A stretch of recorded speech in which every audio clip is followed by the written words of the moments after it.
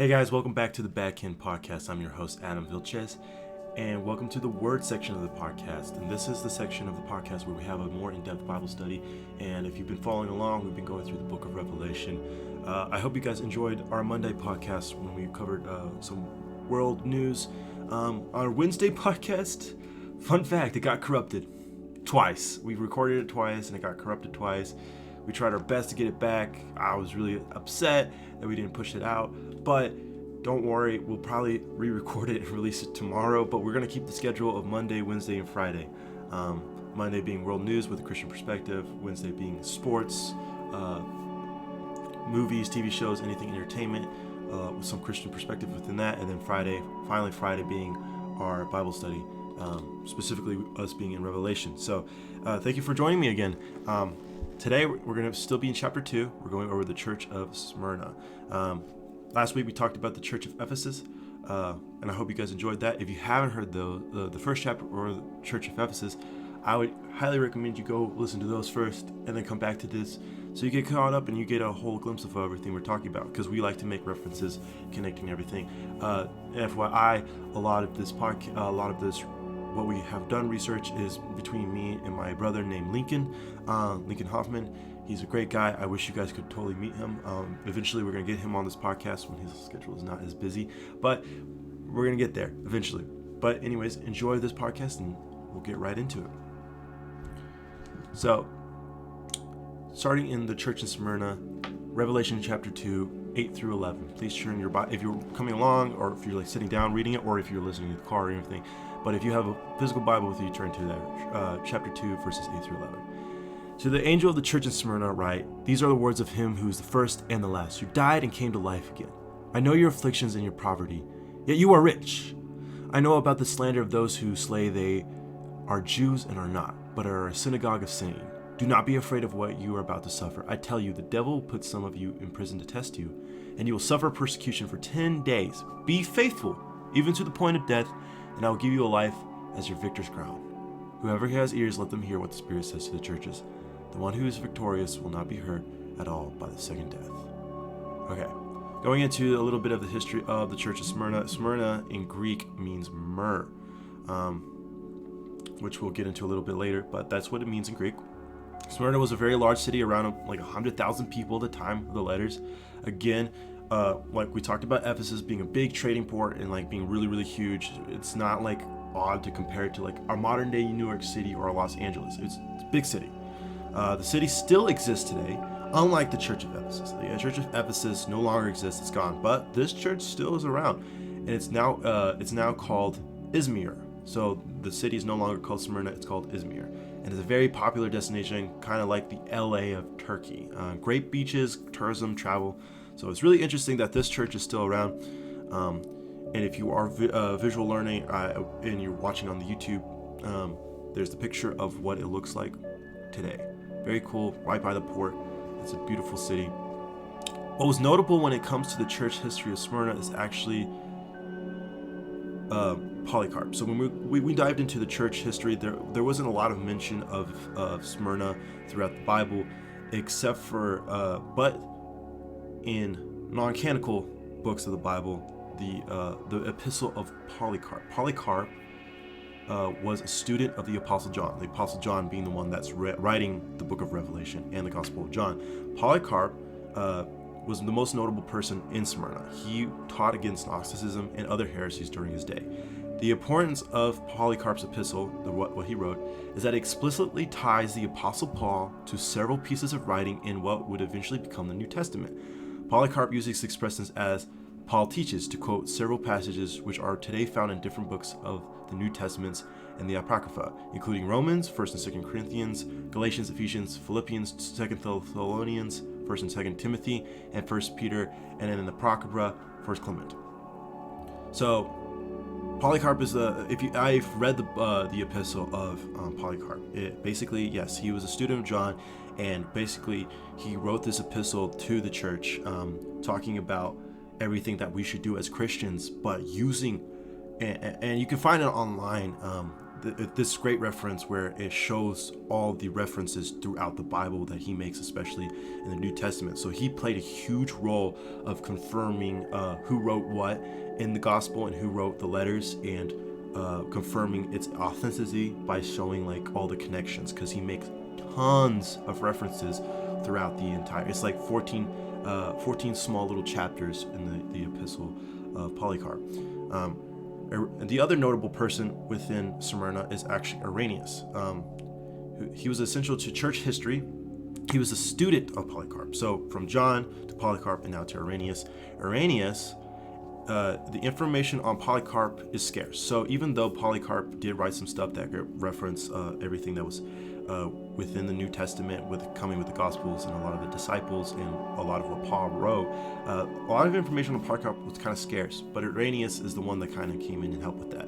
Ignatius included him in his greeting his letter in the churches of Magnius, Ephesus, but most of our information about Polycarp comes from the writing of his student Irenaeus. In Irenaeus' letter to Florence, he attempts to bring an old friend back from heresy by recounting their time together under Polycarp's tutelage.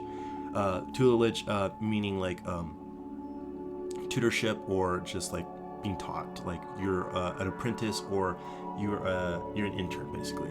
Reminding of him when Polycarp spoke of his own study under the Apostle John and others who had not first-hand experience with Jesus.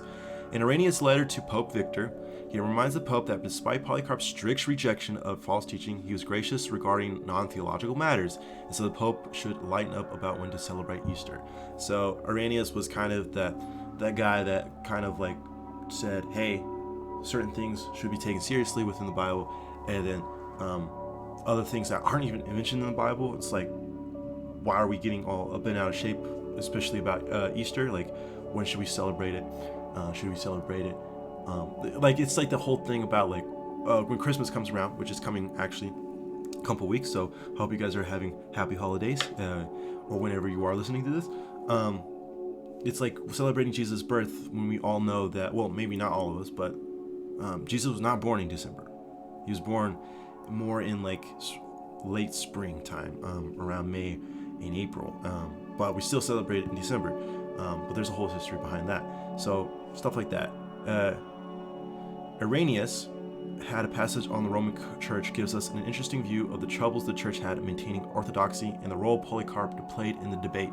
The last of the apostles to teach in Rome was killed around AD 67. The last of their students, Clement, died 25 years later. But in Asia, the apostle John lived around AD 100, and his student Polycarp wasn't killed until half a century later. Irenaeus points out that the teachers of several church generations removed from the apostles could not extrapolate special knowledge from the apostles' teachings that Polycarp, and by extension Irenaeus, would not be aware of. Irenaeus then gives specific notes of Polycarp's strong words against Macaron and Gnostic syntheism. So basically, the importance of both of these is Polycarp is the one that confirms a lot of the writings of the apostles, and then Irenaeus is one who confirms the writings of Polycarp. So without Irenaeus, Polycarp would never have been confirmed. Without Polycarp, a lot of the things that we read in the Bible today would not be confirmed. So Polycarp is what they call the apostolic father in church history, meaning that he did not have direct contact with Jesus in his life. He was under the tutelage of individuals, specifically John, who had direct contact teaching from Jesus. Irenaeus does not fit this title because his teacher is Polycarp. So just give you a little bit more clarification of who Polycarp is, and it's super cool when we'll get into more of his history throughout reading this. So diving into the word. These are the words of him who is first and last, who died and came back to life. The first and last references within the Bible. So in Isaiah 41:4, who has done this and carried it through 4 generations from the beginning? I, the Lord, with the first of them, and with the last, I am he. In Isaiah 44:6, this is what the Lord says, Israel's King and Redeemer, the Lord Almighty, I am the first and I am the last, apart from me there is no God. Isaiah 48:12, listen to me, Jacob, Israel, whom I have called, I am he, I am the first and I am the last. Some believe that Jesus referring to being dead and alive is the association with death and the victory of resurrection, which is throughout this letter. The name Smyrna comes from the word myrrh, so we reference how in Greek it means myrrh, a sweet smelling perfume used in embalming dead bodies. So the reason why we're referencing this of being like, hey, you're dead and alive. It's like some people think it's like an analogy of how the city is like myrrh, because myrrh is used for cologne, but it's also like used for dead bodies, not like to give off dead sins. I think it's a fun and little analogy. Take it as you will. Like I said, please do your research when you're reading along. Don't take everything I say for word. Please go into the Bible yourself and do your own research. It's super essential for your relationship with God. But anyways, continuing on. Now, I know about the slander of those who say they are Jews and are not, but are a synagogue of Satan. Interesting, right? The Roman Emperor Domitian, which was in AD 81 through 86, was the first to demand worship under the title Lord from the people of Roman Empire as a test of political loyalty. So we're kind of hearing the point where all these, you're starting, when we go through all the letters of each person and each church throughout Revelation, you're going to hear a lot of talk about Roman emperor worship. So they had the Greek gods and the Roman gods that a lot of they were worshiping, but now it's time where like worship for the emperor is becoming more practice and more commonality. And that's why a lot of the Christians started getting persecuted and started getting killed, because they refused to do so. So, according to ancient church history, it was under the reign of Domitian that John was banished to the island of Patmos, where he received this vision. Emperor worship had begun on a spontaneous demonstration of gratitude to Rome, but toward the end of the 1st century, in the days of Domitian, the final step was taken, and Caesar worship became compulsory. Once a year, the Roman citizen must burn, so they must burn a pinch of incense on the altar to the godhead of Caesar. And having done so, he was giving a certificate to guarantee that he had performed his religious duty. So basically what I'm saying is, imagine president, like our current president right now, like let's say Biden, for example, or whatever country you're in. Imagine you're president, or if you're in a royalty country, like you're king or whatever. They say, all right, now you have to sacrifice. You have to burn something for me, like even though you're not even in his region, right? It's like Puerto Rico being commanded to burn incense. They're not a state, but they have to burn incense to Biden, right? And if they did so, they get a certificate saying that they did it, and they would not be persecuted because of that. Interesting, right? So all that the Christians had to do during this time was burn that pinch of incense and say, Caesar is Lord, receive their certificate, and go away and worship as they pleased. So literally, all the Romans were like, listen, we don't care if you worship God. We don't care if you worship Jesus. All you have to do is say, Caesar is Lord, burn some incense, get your certificate, and then you can keep on worshiping. But that is precisely what the Christians would not do. They would give no man the name of Lord. That name would be kept for Jesus Christ and Jesus Christ alone, and they would not even formally conform. Whew! Talk about a time. It's because in our heads, we're like, absolutely not. Especially if you are listening to this and we're like here in America right now, we're not heavily persecuted for our faith. Is there persecution at times? Yes, of course. I feel like there's different types of persecution, but there isn't persecution in the form of like, I'm going to chop off your head if you don't do it, right? So we look back at that and we're like, oh, absolutely not. But like, how tempting is that? All you have to do is say these little things, and that's it. Super simple. Just say it. And you can keep on worshiping God. You just have to say 3 words, Caesar's Lord. That's it. And they said no. Whew. Talk about faith, guys. Talk about faith. Continuing on. Do not be afraid of what you are about to suffer. I tell you, the devil will put some of you in prison to test you, and you will suffer persecution for 10 days. Be faithful even to the point of death, and I'll give you a life as your victor's crowns. Now going back to Polycarp, concerning the death of Polycarp shows their persecution. So the writings of Polycarp, we get to see what kind of persecution the church of Smyrna was actually going through. And what happens was, they took him and they said, renounce Jesus, declare Caesar's Lord. Polycarp's like, no. So they're going to burn him at the stake. So The magistrate pressed him hard and said, "Swear the oath, and I will release thee. Revile the Christ." And Polycarp said, 66 years ago I had been his servant, and he hath done me no wrong. How then can I blaspheme my king who saved me? So the fire making the appearance of a vault, like the sail of a vessel. So this is what somebody was writing about Polycarp's death.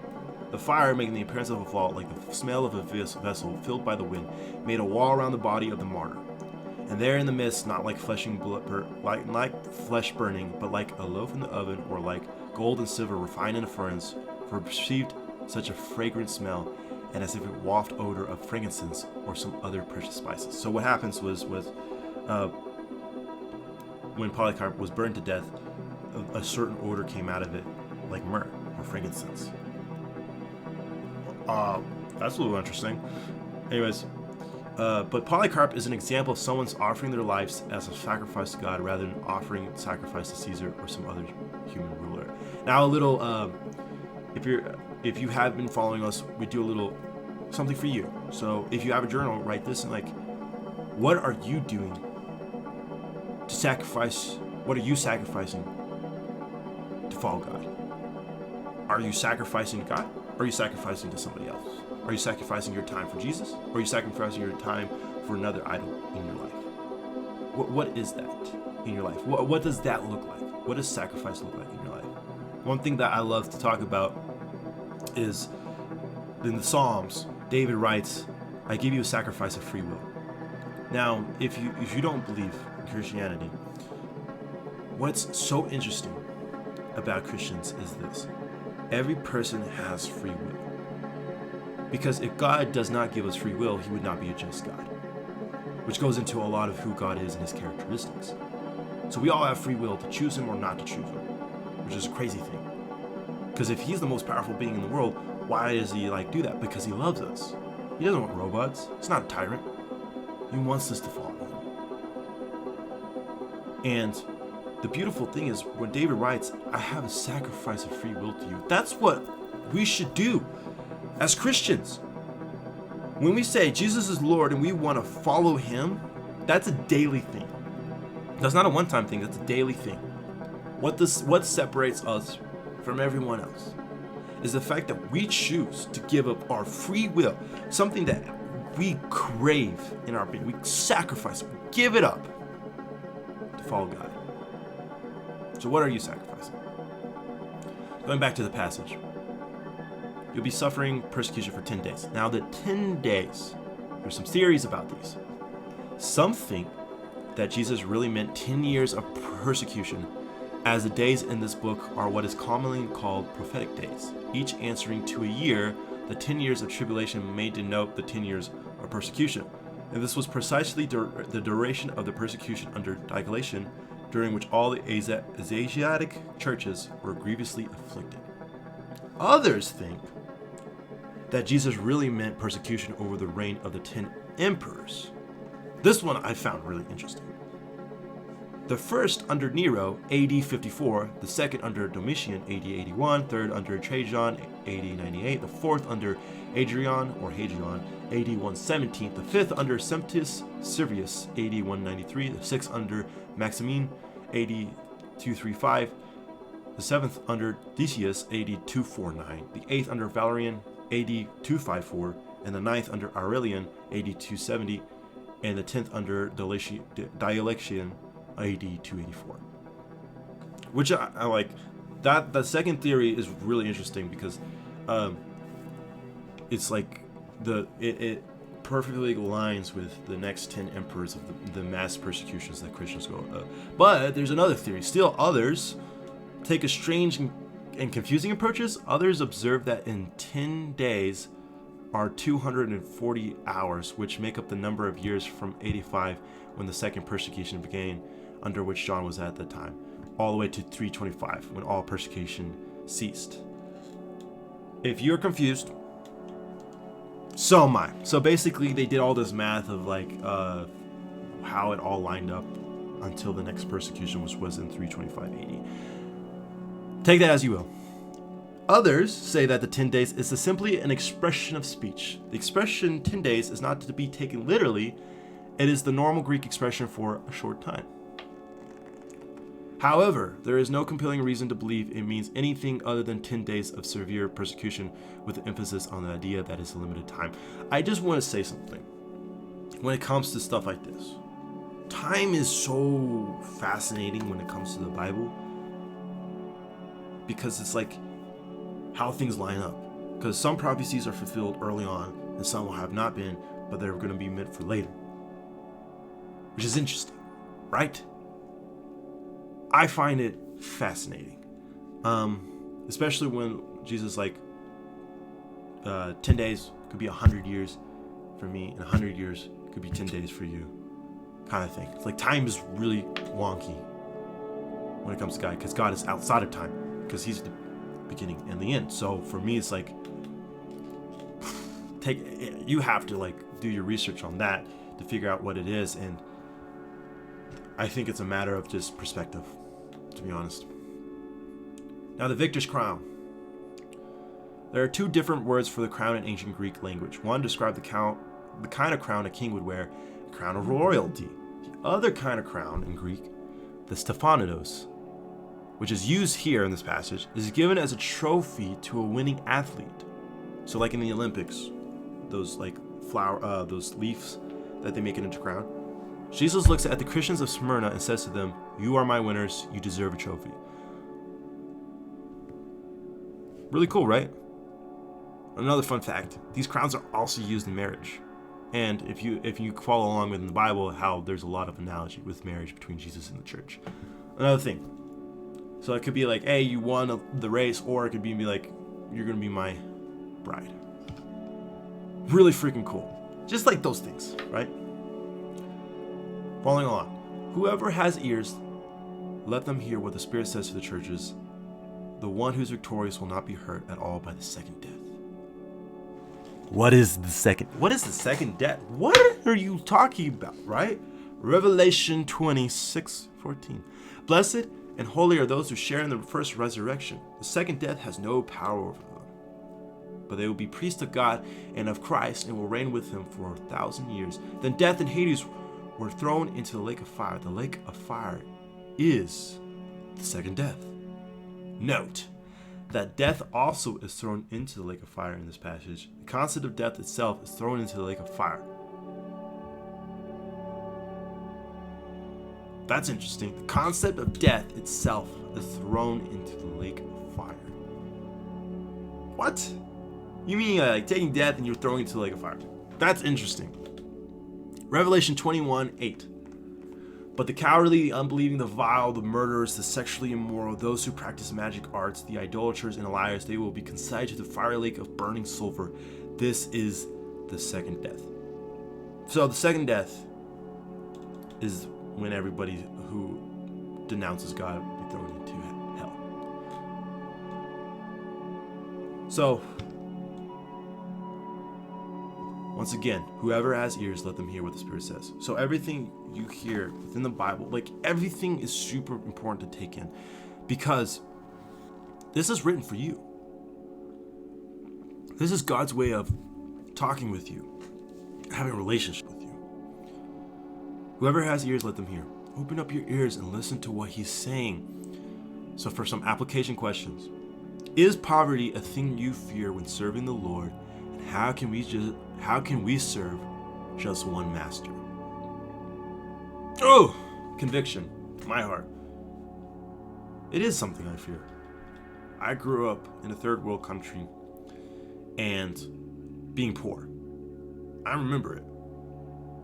I remember sometimes not eating. Sometimes. You know?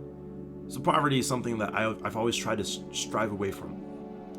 But you can't serve two masters. You can only serve one. So, is poverty a thing you fear when serving the Lord? And how can we just serve just one master? It's realizing it's all in God's hands. Don't be neglectant to what God gives you. Because Jesus does tell about the parable of giving the talents to the servants and then the servant bearing it and saying, why were you doing that? You servant, you dumb servant. And then the other ones who multiplied it, he blessed them. So it's not like, oh, I can't be rich. No, it means take care of what God gives you. Second question. What do you think the role of the modern day Christian is in speaking against the members of the synagogue of Satan in modern day? Ooh. That's something for y'all. Another question. Do you fear persecution? Why? If I'm being completely honest, for myself, yes and no. I'm used to rejection.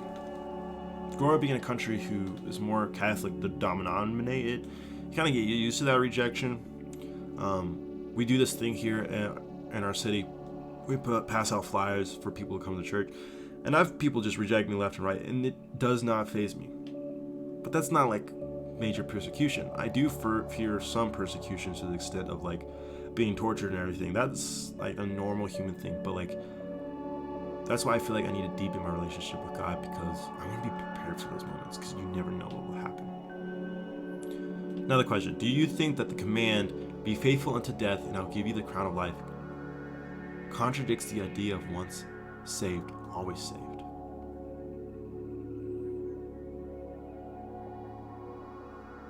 That's a question. I'll say it again. Do you think that the command, being faithful unto death and I'll give you the crown of life, contradicts the idea of once saved, always saved? No, I don't think so. I think God always brings the people who accepted it, who confessed that He's Lord and brought Him in, like, He'll bring them back, always. I feel like